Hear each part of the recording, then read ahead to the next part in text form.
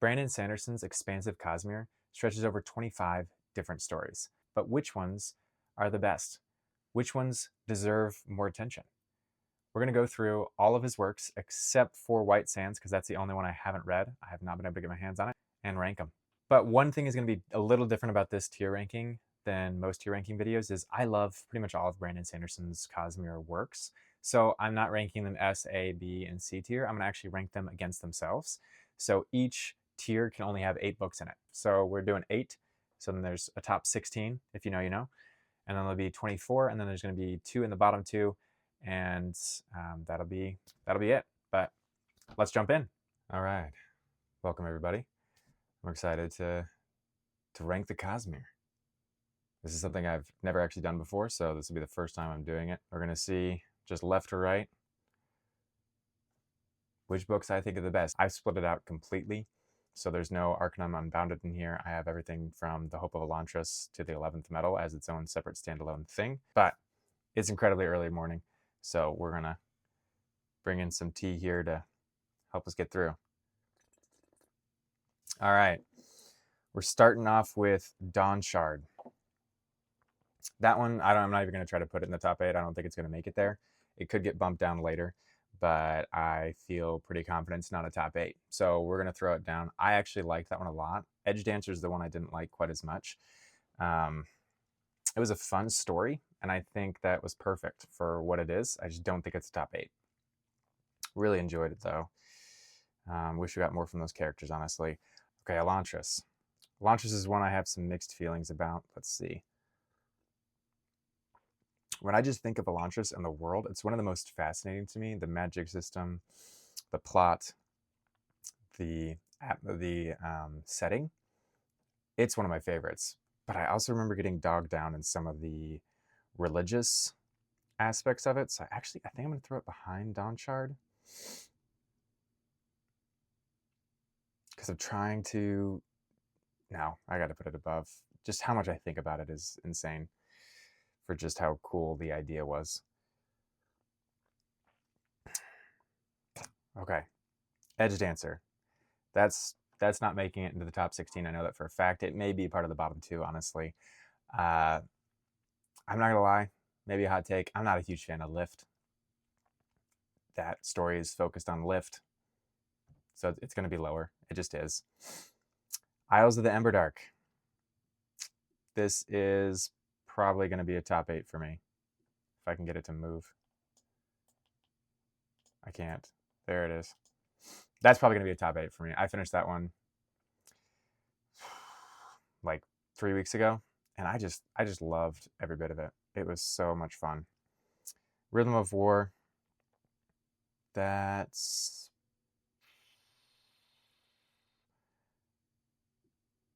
I liked it more than Dawn Shard, but I don't know that it's going to make top 16. Mistborn Secret History. That's probably making top 16. That one is such a fun story. If you haven't read it, I feel like Arcanum Unbound could be some of those like low-key hidden gems that people just aren't reading because they haven't got to it. Do not sleep on the stories in there because they're amazing. Speaking of which, Shadows for Silence in the Forest of Hell, that's probably gonna be a top 8, and that's one of the ones I was concerned about because it's gonna knock out some of the better series. I just know it. Alloy of Law. I really love Era 2, which may be a hot take, but I think a lot of Era 2 is going to beat Era 1. We're going to throw it in top 16 for now, but is it better than Dawn Shard? Oh, I don't know. We're going to have to come back to that. Bands of Mourning, better than Alloy of Law. Better than Dawn Shard. 11th Metal, that can just be a top 24. Not going to worry about that. Bands of Mourning, though. I liked it. I didn't love it. So I think it just barely beats out Dawn Shard if I had to, which I do have to. That's why I'm doing this. So it has to. But The Emperor's Soul. Oh my goodness. Oh my goodness. I don't know. Where does that go?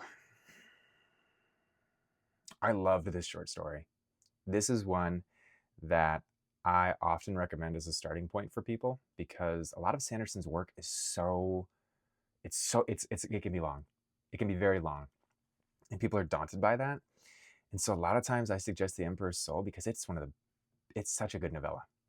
And it's not going to take very long to read. I think it's like a 2, 3, maybe 4 hour read, depending on your reading speed. And it gives you such a great taste for his magic systems, how intricate he can be, and also gives you some lovable characters and the amount of creativity and originality that his magic systems hold. It's just a perfect way to dip into the Cosmere and see if you like the writing style. Because if you like the writing style, Sanderson's known for not being super difficult prose. It's very approachable, so it's not going to be something that is over stressful. It's just the slow portions of his book at the beginning before it gets going that some people will get thrown off by. And Emperor's Soul just doesn't have that. It's just quick in, quick out. Do you like Sanderson? So a lot of times when I'm talking to people about getting into the Cosmere, I think Emperor's Soul is one of the hidden best places to start. A lot of people just say Mistborn and that's all. They just leave it at that. But Emperor's Soul, it's up there. All right, regular Mistborn. Mistborn the Final Empire. I don't think it's going to make the top 16 for me. I didn't like it as much as Era 2. I loved it. It's what got me into the Cosmere. But there's just so many other good ones. And if I'm only doing a top 8, it can't make it. Hope of Elantris.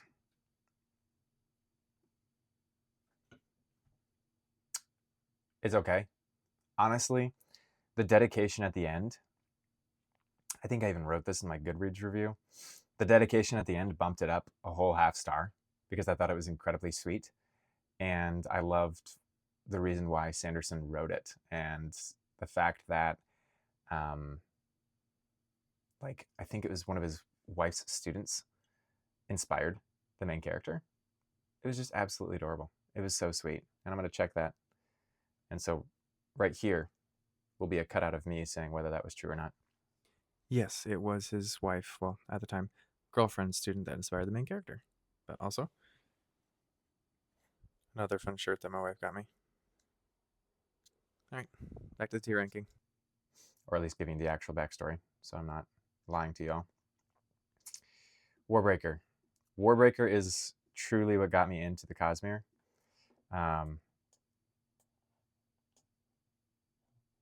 Mistborn didn't quite have me convinced to continue the Cosmere, and Warbreaker sold me on it. It is still to this day one of my favorites. I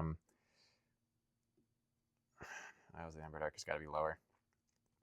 I loved it, but I do realize there's recency bias there, so it's got to be lower. I don't know. There's just no slow point in Emperor's Soul, and I reread Warbreaker last year. I actually read I got the leatherbound, and my wife had never read it, and so I read it to her using leatherbound, which was a lot of fun, being able to see all the fun pictures in it. And the beginning is it's a little slower, and it didn't quite capture me as much as I would have liked, but the second half is absolutely amazing.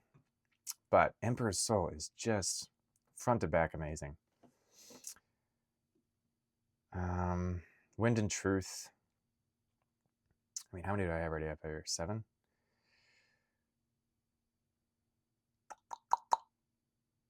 Wind and Truth probably falls right there.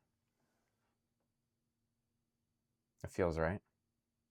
And that gets us 8 in that line already. Oh my goodness. We're going to have to do some rearranging real quick. Wind and Truth.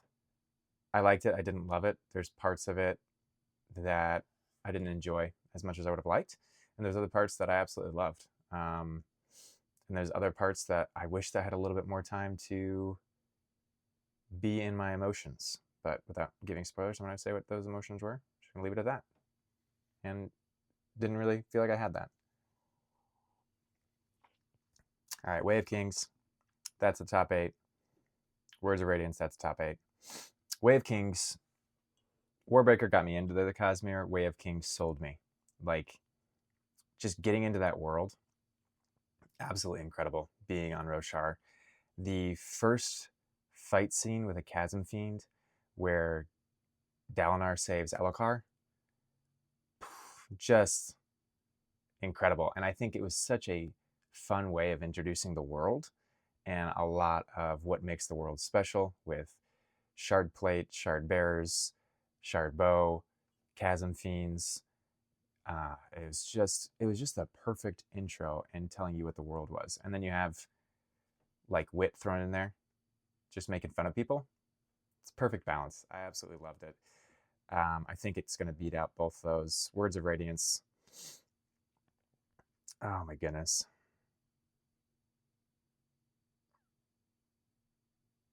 I'm going to need more tea.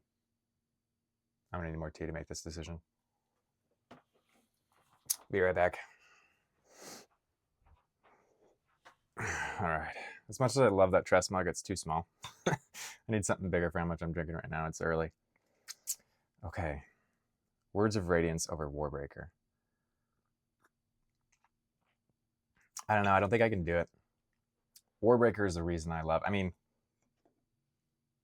out of all those like packs that you could buy on Sanderson's website, Warbreaker is the one for me. I love it. I don't think it beats it. I don't think it can. Again, this is not what's objectively better. This is what I enjoy more. Warbreaker wins it. It's just, it holds a special place in my heart, so it's got to win. All right, Shadows of Self.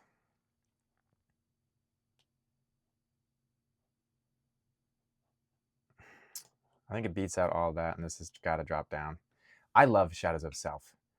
Like, it was so good. The plot, the way characters were introduced and reintroduced, the emotional toll that it had on Wax, so good. I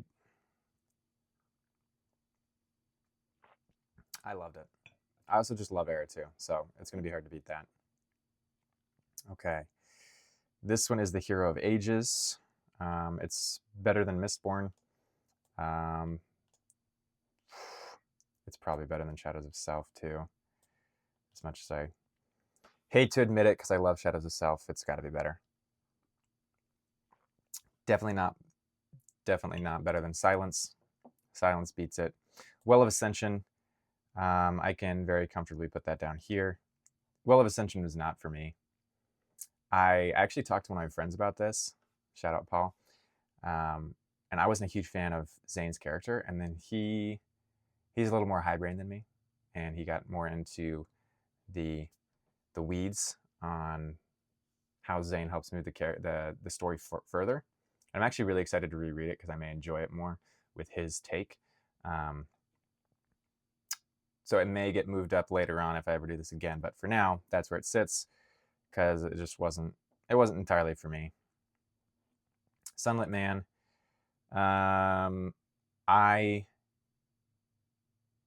As unique as this story was, and as well done as Sanderson did it, and as much as I love that he had a take on it, I hate that he had a take on it because I just hate this story trope of, souped up Outlander comes and saves struggling town against people who are oppressing them, and he's the reason why they succeed, sort of thing.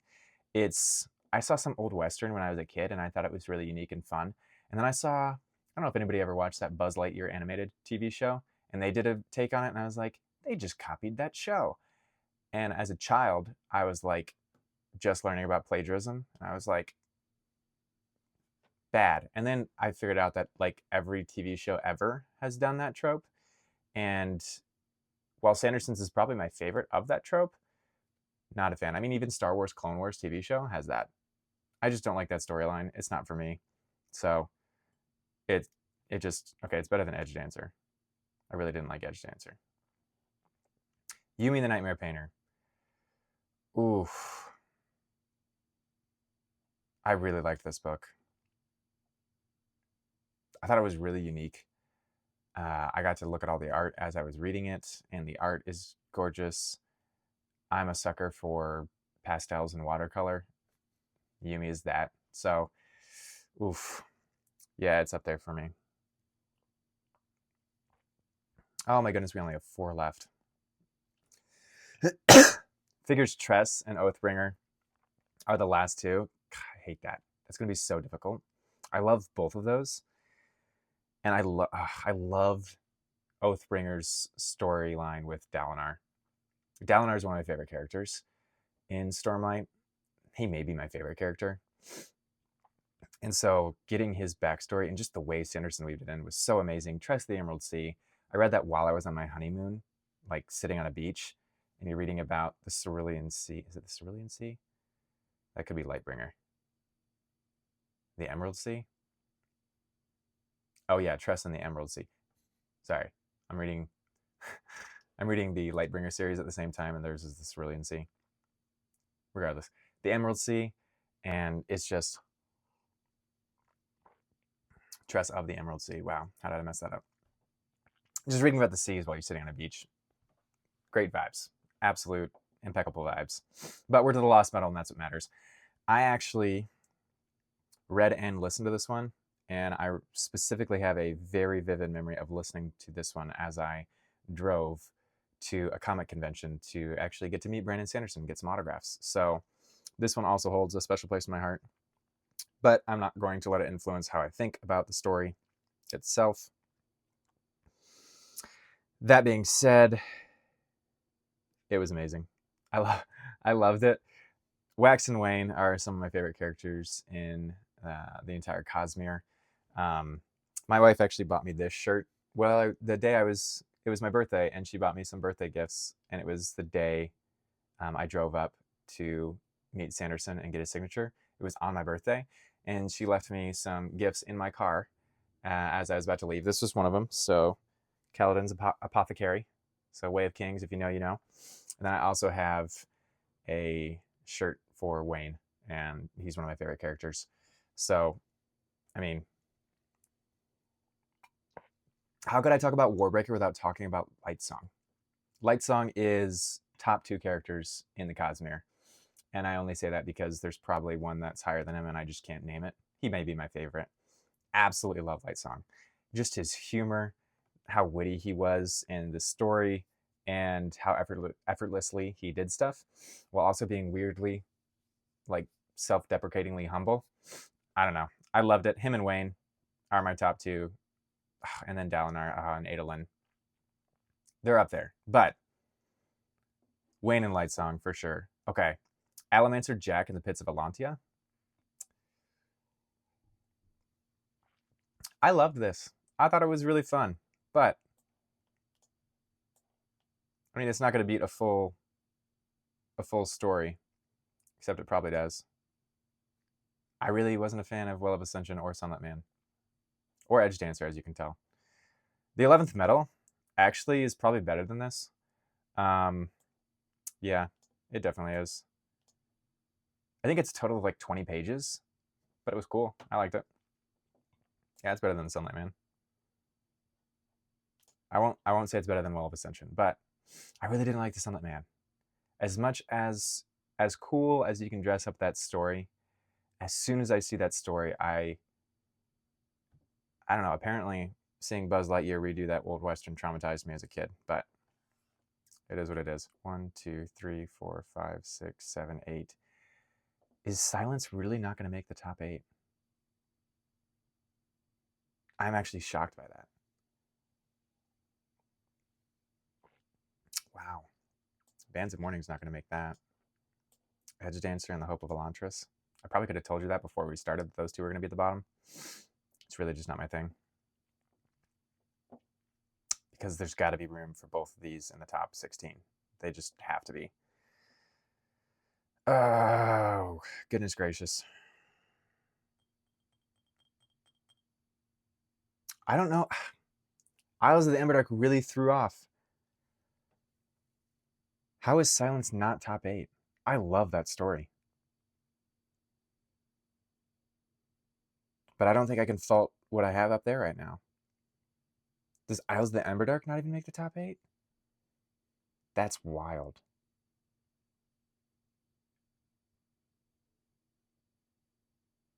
Oh, this is devastating. They're all good, but they all can't make top 8. And I think I liked this just slightly less than Yumi, so it's got to be there. Wow.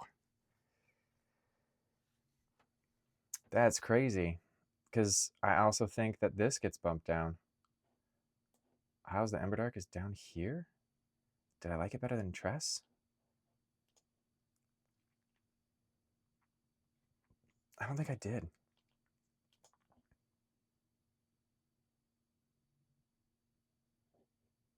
Wow, okay, Oathbringer. Where do you sit, bud?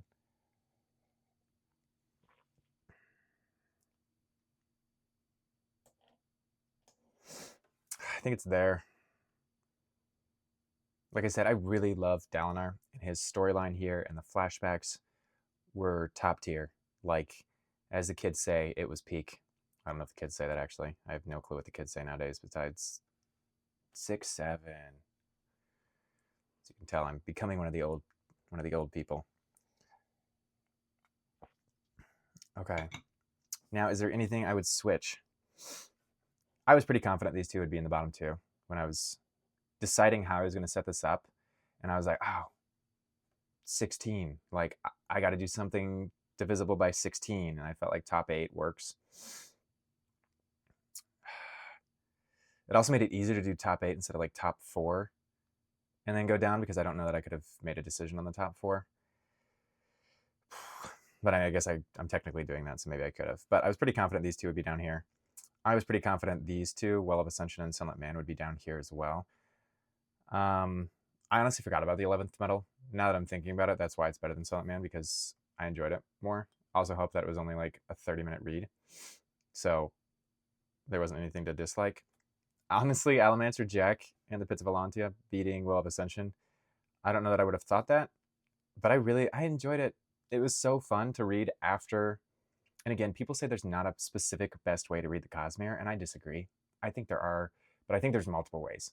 So I don't think there's just this one set, this is the way you need to read it. I think there's many entry points, and I think there's many paths after that. I've actually made a Google Doc that's color-coded and like has every path you could possibly ever take through the Cosmere and every starting point you could take. And I made it so that any of my friends that I convince into reading the Cosmere have as much flexibility in the Cosmere as possible. So if they're not feeling a specific storyline or a specific novel or series, there's a different one they can skip to because they realize where it is. I just think there's very specifically books you should read before other books. Now, everybody is correct that you don't have to. It's not set in stone.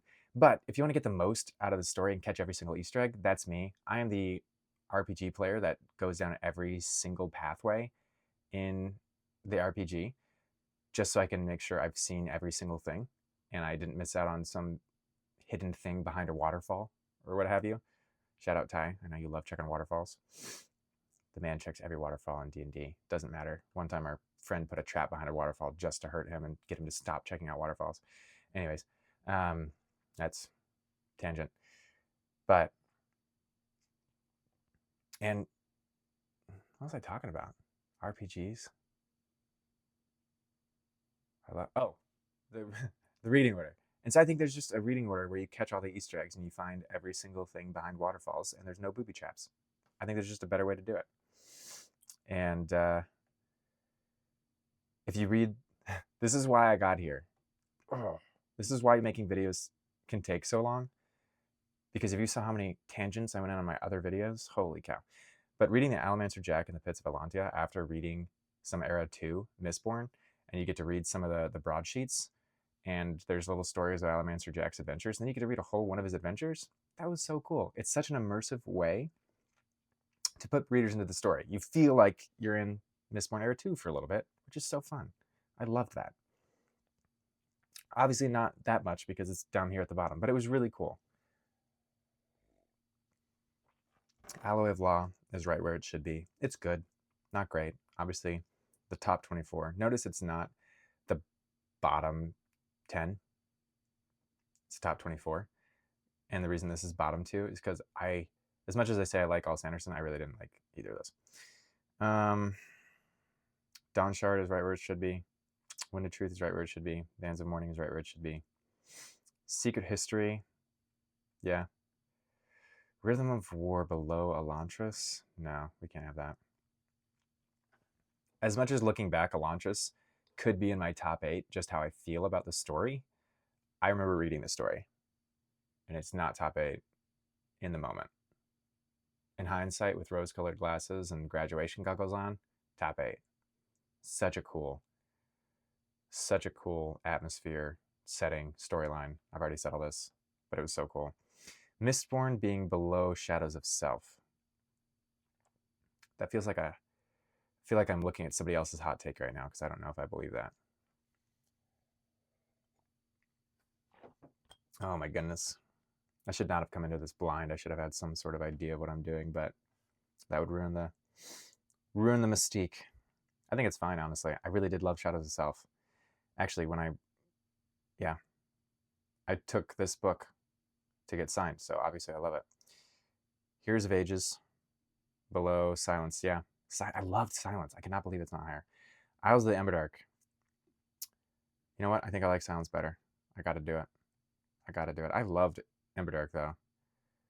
If there could have been a top 10, I think I'd be fully satisfied because those deserve to be one higher. Silence and Emberdark are top 10 for sure. And I'd feel so much better if they were just on the same row. I really would. Tress lower than Yumi. Yep. I really did love Yumi.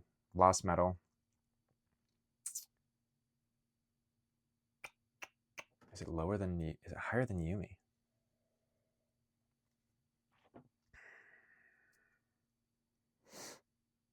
I think at the time, oh, goodness gracious. Oh, goodness. I've said goodness gracious like 1,000 times.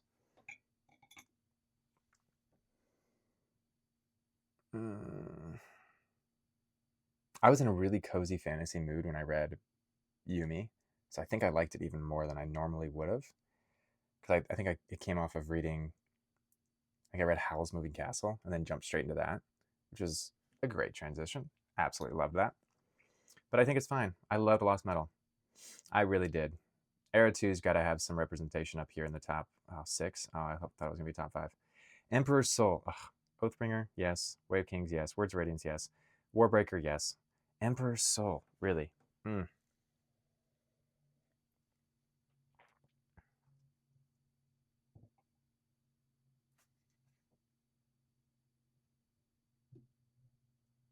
think it's got to move down one.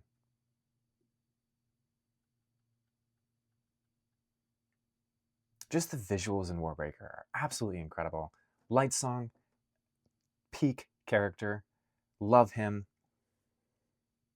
The relationships that you get in this story are so cool between Ciri and Susebron, Vivenna and Vasher. Vasher, holy cow, I forgot about Vasher. I mean, Nightblood. Like, it's just got some of my favorite characters, some of my favorite visuals. The magic system being about colors, you just can't beat that. Emperor's Soul, though, was amazing. I did love that. I think it's one of the best, possibly. Entry point into the Cosmere. I think it's incredibly underrated. Or maybe I just haven't seen the people that rate it higher and it's appropriately rated. But if it's not second, it's not appropriately rated. So, no, I'm right. It's underrated. Words of Radiance. I honestly read these two so close together that a lot of times I think I like Way of Kings better. And then I go and I physically open up Words of Radiance and read the chapter titles. And then like a couple blurbs into the chapter. And I'm like, oh, wait, no, that scene that I really like, or this scene that I really like, or this storyline I really like was in Words of Radiance. But, I mean, the storyline in Way of Kings with Dalinar and Sadeas. What is the life of a man worth? That quote, oh my goodness. I have a list of quotes in my notes on my phone. Ugh. That went so hard. Oathbringer, though, I mean, it focuses on Dalinar, and here I am raving about Dalinar, but I really think Way of Kings, for me personally, how that just changed. Way of Kings changed my life with just how incredible I thought it was. And I enjoyed Way of Kings as much as I enjoyed the first trilogy of Red Rising. And if you've watched my other videos, I literally read the first trilogy of Red Rising in a week, and Way of Kings just gave me the same feelings. Mistborn I liked. I really did. I loved it. But not as much, obviously, because it's not even in the top. It is in the top 16 Oh yeah, 2 of them are in the top 16. That's where they belong. That's it. I think that's it. I think this is my definitive selection here. If you notice, I don't have White Sand on here. I've not been able to get my hands on a copy of it, and I do a lot of Kindle reading, and you cannot read that on a Kindle. It just is not a thing. I tried. I really did. I got through like 2 chapters, which is why I knew what sand does. Thank goodness. But yeah, so I didn't include this on here. Probably should have made that disclaimer at the beginning. Maybe I'll use that here. White Sand is not on here, and I'll throw that in later. But that's it. What do you guys think? What do you agree with? What do you disagree with? What do you think is a hot take? Either good or bad. Is Emperor's Soul too high? Is Sunlit Land too low? Do you like Well of Ascension as much as my friend Paul does? Did I mess that up? Should that be higher? Let me know what you think down in the comments. I'm pretty satisfied with this. This actually feels really good. I'm still shocked that Silence and Emberdark aren't in the top 8. That actually hurts my soul a little bit, but that's okay. I'll just hit up Elantris and they can mend my soul a little bit and make it better. But yeah, let me know what you think. Let me see. What are some of your favorites? Which books in the Cosmere would be in your top 8? I'm super curious. I love talking about the Cosmere with people, obviously. And I'm always curious which books struck people differently than they did me. A lot of people have Mistborn way higher. A lot of people have Hero of Ages in their top like 5. And I don't know that I can put it there. Obviously, I can't based on this right here. But I'm curious. What are your guys' thoughts? What did you like the most? Which would fit in your bottom 2? Which would be in your top 8? Let me know down in the comments. But that's it for this one. If you guys enjoyed it, please consider liking and subscribing. I'll have some Cosmere related stuff, I'm sure, throughout. I'll be uploading weekly from here on out. So if you liked it, please let me know. I appreciate you watching. Stay healthy, and I'll see you in the next one.